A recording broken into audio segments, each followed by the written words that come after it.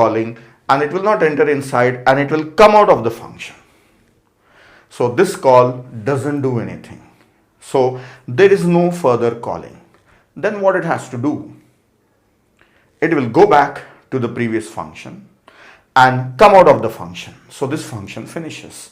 It go back to the previous function that is in this line and come out. Afterwards there is nothing remaining, so it will simply come out and go back to this function and comes out of this one. Then it will come back to main and terminates. So from this call it goes back to the previous call and then previous call, just like the way just now I have shown you how a function terminates and it goes back to the place from where it was called. So this is a tree and this is called as tracing tree of recursive function, and this is the output. Now I will take one more example and show you. So this example I'll just move it aside, then I'll use this portion for showing you next example. Now I have one more example of a recursive function. This is more similar to the first one. Let me compare them and show you.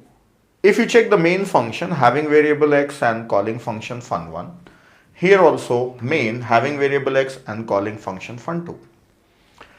Inside fun1, it is taking parameter n and n greater than 0, two things are done. Here also taking parameter n greater than 0, two things are done.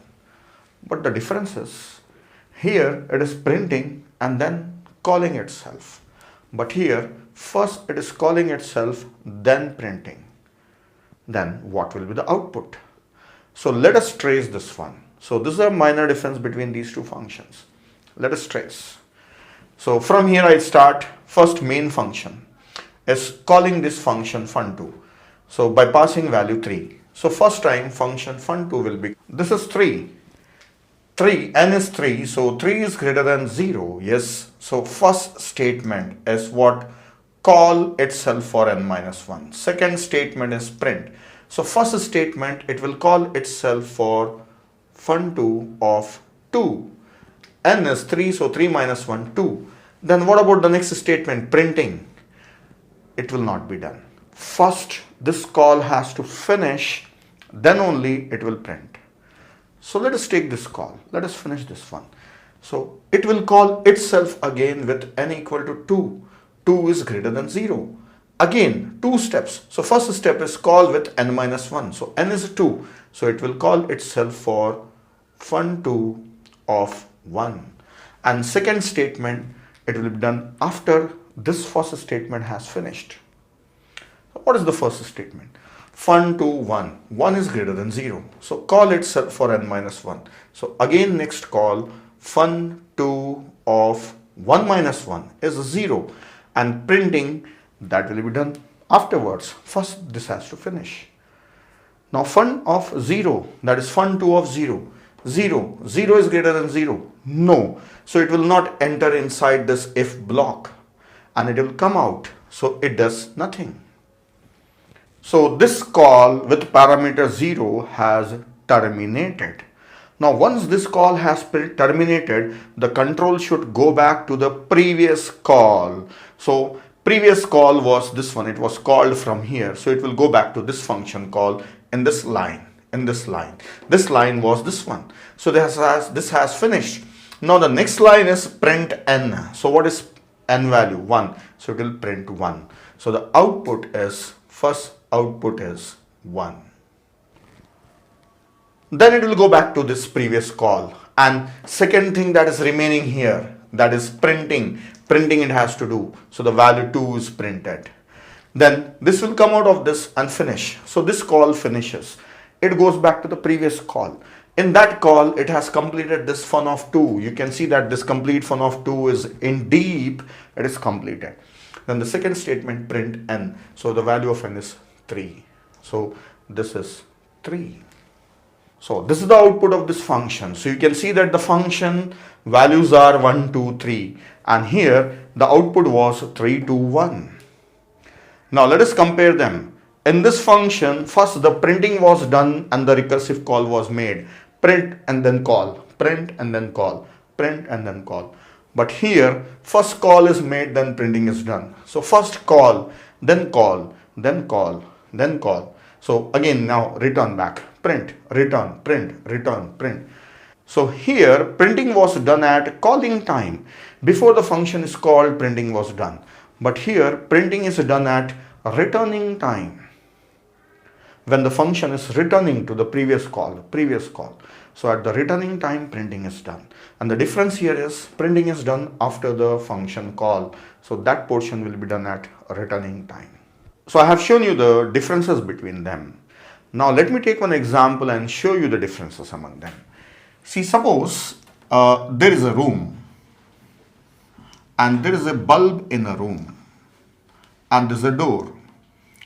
And from that room, you can enter into one more room. This is the door for it. And there is a bulb fixed in this one. And one more door, there is a bulb fixed in this one. This is room 1 and room 2 and room 3. 3 rooms and each room is having a bulb. Now, if I give you the instruction saying that switch on bulb, second step is go to next room. So these are the 2 steps if I ask you to perform recursively. So there are rooms like this, right? So nested room, room inside room. Now, if I make you stand here and ask you to perform this recursively, then what you will do? Let us check. You will switch on bulb, first step. Second step, you will go to next room. So the first bulb that you have switched on is 1. Let us call it as output. Then you will enter into next room. Then here what you will do? Again recursively. So switch on bulb. So you will switch on second bulb. And then go to next room. You will enter this next room.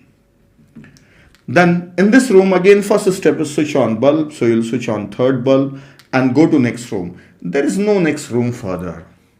So it was more like a recursive call, a function calling itself again and function calling itself again. Now this is termination. There is no next room. What you will do now? You will definitely come out of those rooms. Your work has finished. So from third room, you will come back to second room. Now, will you do anything now? No, you will simply come out. You will come out in the first room. Then you will come out of the first room also. So third to second, second to first, then you will come out. And you simply come out. Nothing you will do. So it means first stage was you were entering in. So it was just like a calling. And after you have finished this one, you cannot go further. So you will return back. So this is returning. So you have gone through 2 phases. One is a calling phase.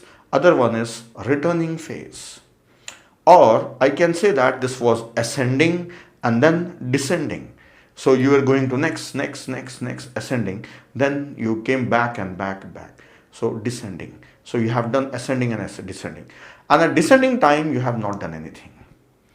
Now, I'll give you one more example. First step is go to next room.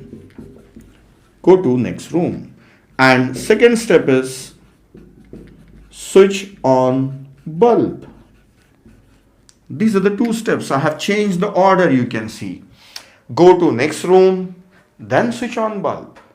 Now let us see if these are performed, then what will be the result. If you are here, then I have given you 2 instructions. Go to next room. Then second step is switch on bulb.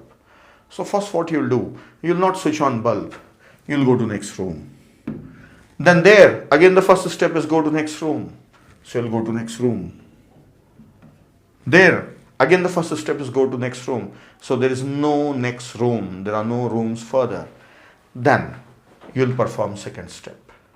Switch on bulb. So the first bulb to be switched on is third bulb. Then definitely you will come back to the previous room. And in this room you will switch on second bulb. And you will come back to the first room, switch on first bulb. That's it. So I have 2 different versions of steps here. In first set of steps, switch on bulb, go to next room. So the bulbs were switched on in this order, 1, 2, 3. So where is the recursive call? This is the recursive call. First perform the operation, then the recursive call. Here, first the recursive call, then perform the operation. So the Main important thing that I have to show you here in recursion is that recursion has two phases. One is calling phase and the other one is returning phase. So bulbs were switched on while going, bulbs were switched on while returning. So if you see this recursion, print and then call, switch on then go to next room. So this is same as that one. And if you see this one, go to next room then switch on. So here in this example, first go to next room, that is make a call and then print. So this is similar to this one. So finally I can say that recursive functions are just like a rubber band. If you stretch a rubber band, pull it, so next. If you release, it will come back. It will come back. So same way, recursive function call and call and call and then return. So there are two phases. So that's how these are compared. But one thing that may confuse you, just let us look at this one. See, the first value was 3 2 1, so the printing was 3 2 1. But here the room numbers are 1 2 3. Don't compare this with that one. Just understand the procedure, how it is working. Otherwise, I can change the room numbers 3 2 1 also. So the output will be similar to them. So the important thing that we have learned here is that recursion will have two phases. One is calling phase and one is returning phase. Now I'll write a general form of recursive function once again and show you.